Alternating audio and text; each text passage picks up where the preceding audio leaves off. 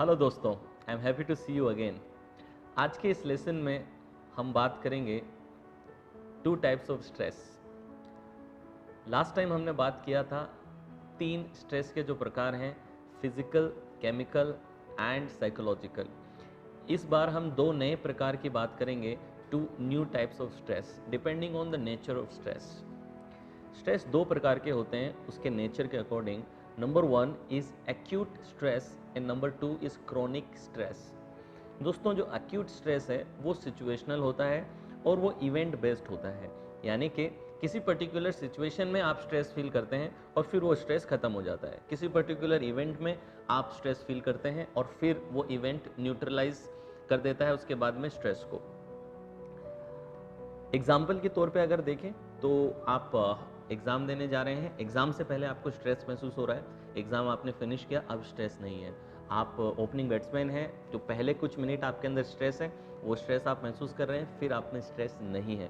तो इसी तरीके से हमारी लाइफ में कई इंसिडेंट्स ऐसे आते हैं जब हम एक्यूट स्ट्रेस को महसूस करते हैं। इंटरव्यू देने गए, एग्ज़ाम देने गए, या फिर कोई स्टेज पे प्रेजेंटेशन देने के लिए गए, या फिर कोई इम्पोर्टेंट बिजनेस डील क्लोज करने के लिए आप गए, तो इन सब जगहों पे आप एक्यूट स्ट्रेस महसूस करते हैं।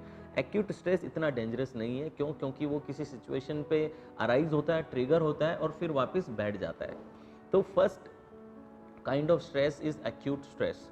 अब सेकेंड टाइप का जो स्ट्रेस है वो है क्रोनिक। अब क्रोनिक स्ट्रेस जो है वो थोड़ा डेंजरस है, क्योंकि क्रोनिक स्ट्रेस हर वक्त आपके जीवन में रहता है। ये कोई सिचुएशन या इवेंट पे डिपेंडेंट नहीं रहता, कंटिन्यूसली आपका स्ट्रेस रिस्पॉन्स ऑन ही रहता है।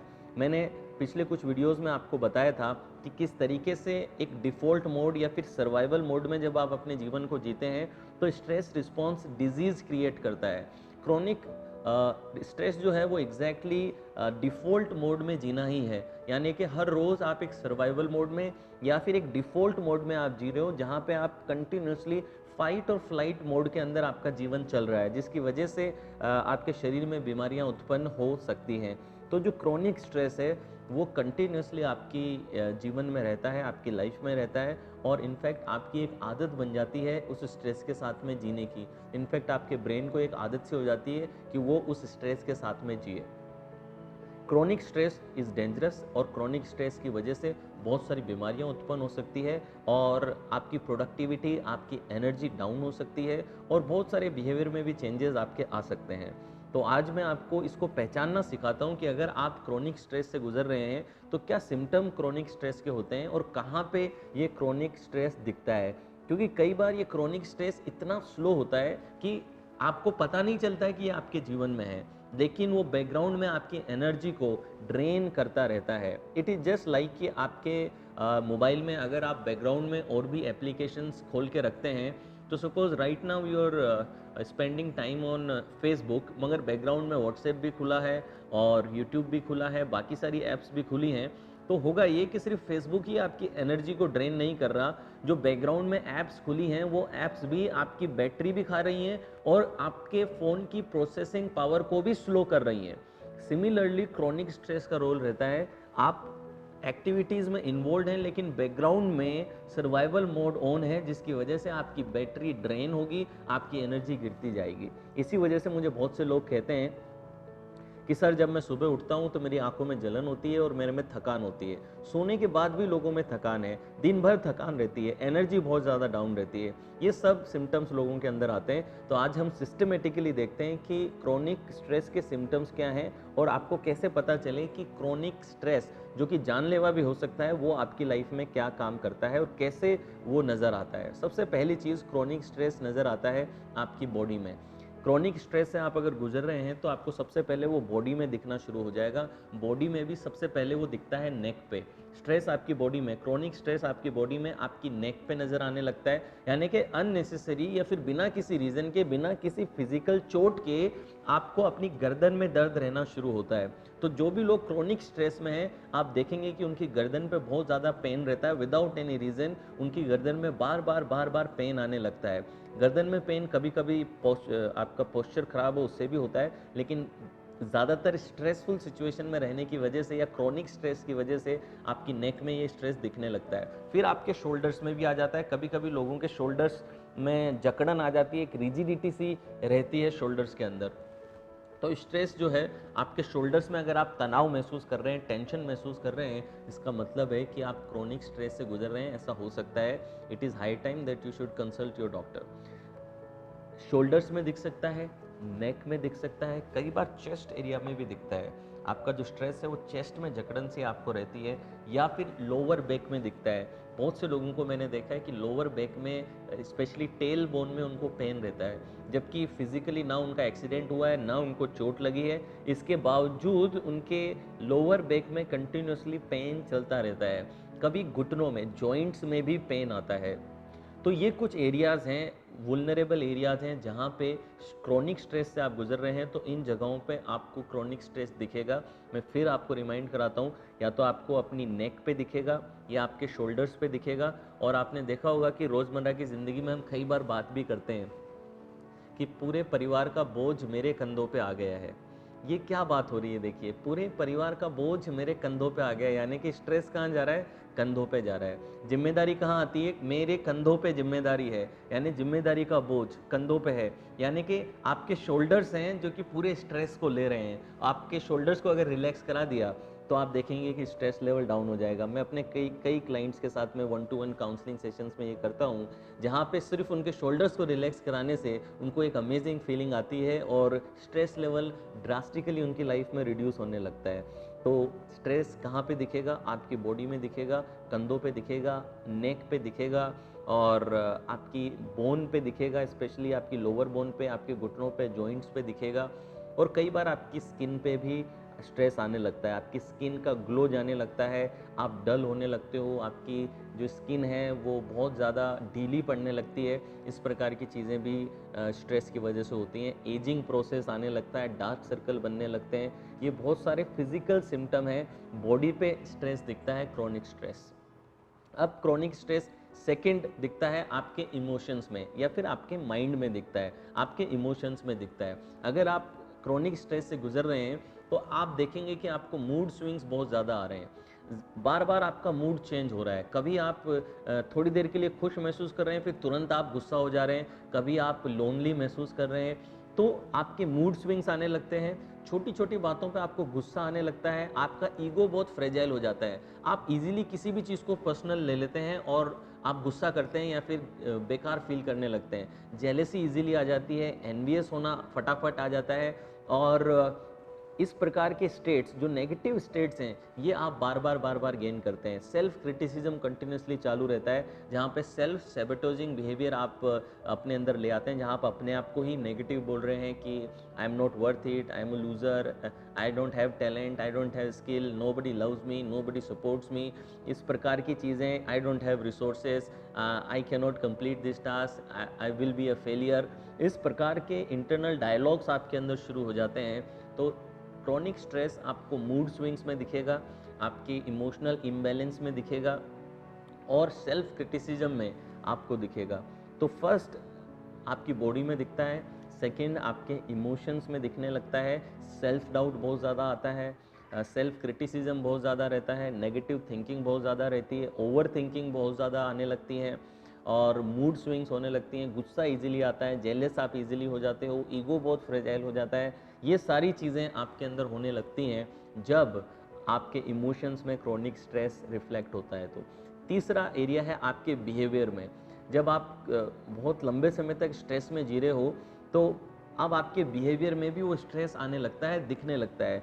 बिहेवियर में किस प्रकार दिखता है? आप ओवर ईटिंग करने लगते हो। पहले हो सकता है कुछ साल पहले आप बहुत ही बैलेंस डाइट लेते थे, लेकिन अब आप ओवर ईटिंग करते हो, ज़्यादा खाते हो, जंक फूड खाते हो, और हेल्थ का ध्यान कम रखते हो, एक्सरसाइज नहीं करते हो, लेजी ज़्यादा हो, एनर्जी डाउन फील करने लगती है, और प्रोकेस्टिनेशन आपके जीवन में आ जाता है बिहेवियर में, यानी कि कल पे काम टालने की आदत बहुत आ जाती है कि कल पे करूँगा, बाद में करूँगा, कुछ ना करने की इच्छा, इस प्रकार की चीज़ें रहती हैं। आप हाईली इन्फ्लेमेबल रहते हो। इन्फ्लेमेबल मतलब छोटी सी बात पे गुस्सा करके किसी से लड़ जाना, किसी को गाली दे देना और किसी से भिड़ जाना, इस प्रकार की चीज़ें आपको होने लगती हैं। बहुत छोटी सी बातों पे आप फ्रस्ट्रेटेड फील करने लगते हो। आप ट्रैफिक में फंसे हो, थोड़ी देर के लिए अगर ट्रैफिक में फंस गए, आप चिड़चिड़ा महसूस करने लगेंगे। थोड़ी देर आपका इंटरनेट बंद हो गया, आप चिड़चिड़ा महसूस करने लगेंगे। किसी से भी आप लड़ने के लिए तैयार रहेंगे। इस प्रकार का बिहेवियर आपका होने लगता है। अपने परिवार के आसपास के लोगों पे छोटी-छोटी बातों पे आप गुस्सा करना शुरू कर देते हैं।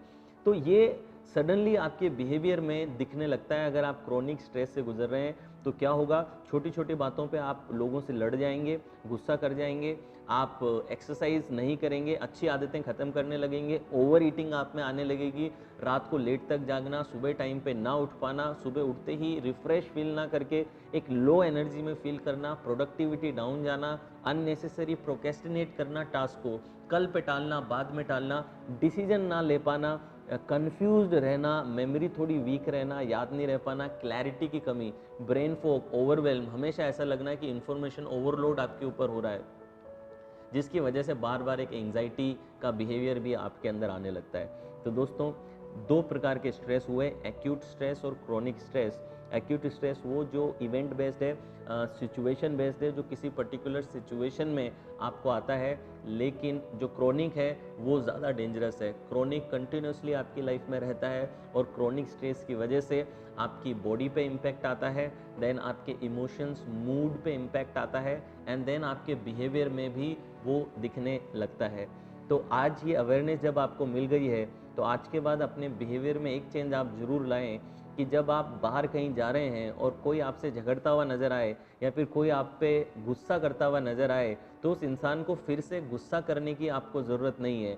क्योंकि अगर कोई इंसान छोटी छोटी बातों पे अगर गुस्सा कर रहा है, चिल्ला रहा है, इसका मतलब है कि वो अपने अंदर ही अंदर कोई ना कोई बैटल है, कोई ना कोई लड़ाई है जो वो लड़ रहा है।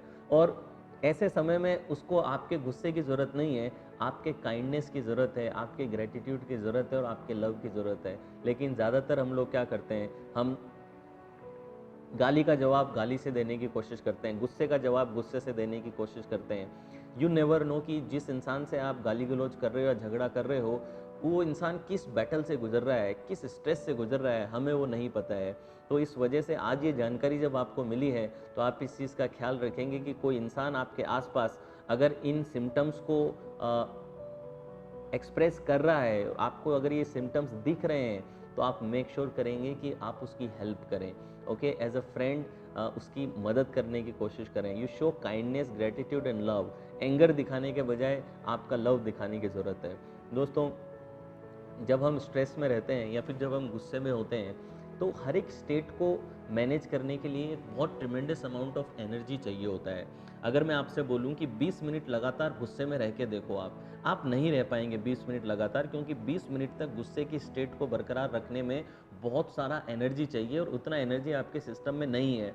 तो आप सोच के देखिए कि दिन भर अगर आपने फ्रस्ट्रेशन में और गुस्से में, जेलेसी में, इन नेगेटिव इमोशंस में अगर आपने अपनी एनर्जी को खर्च कर दिया, तो लव, काइंडनेस, ग्रेटिट्यूड, इस प्रकार के जो इमोशंस हैं, इन इमोशंस के लिए आपके पास में एनर्जी बचेगी नहीं इन इमोशंस को दिखाने के लिए।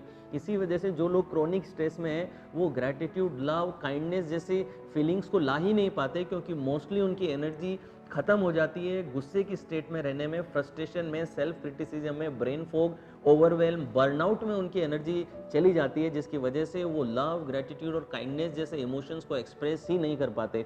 जॉय, पीस और हैप्पीनेस जैसे इमोशंस को एक्सप्रेस ही नहीं कर पाते। क्यों? क्योंकि उनके पास अब इनफ एनर्जी नहीं है इन स्टेट्स को मेंटेन करने के लिए।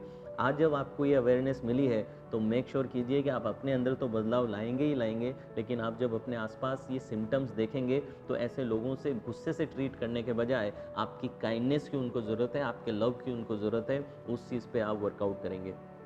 आज का टास्क ये कि अगेन मैं हर वीडियो के बाद में आपको लिस्ट बनवा रहा हूँ, इस बार फिर आप लिस्ट बनाएंगे कि ये जो सिम्टम्स मैंने बताए, क्रोनिक स्ट्रेस के जो सिम्टम्स हैं, इनमें से कौन कौन से सिम्टम्स आपको नज़र आ रहे हैं अपनी लाइफ के अंदर। देखिए ज़रा, बॉडी में कोई लोअर बैक में पेन तो नहीं है, शोल्डर में कंटिन्यूसली पेन रहता है क्या, नेक में पेन रहता है क्या, कोई जॉइंट्स में तो पेन नहीं है, या फिर कोई मस्कुलर पेन तो नहीं है क्या, आंखें आपके अंदर धंसती जा रही हैं या स्किन लूज पड़ती जा रही है, डार्क सर्कल बढ़ रहे हैं, आपके क्या स्लीपिंग पैटर्न्स बिगड़ रहे हैं।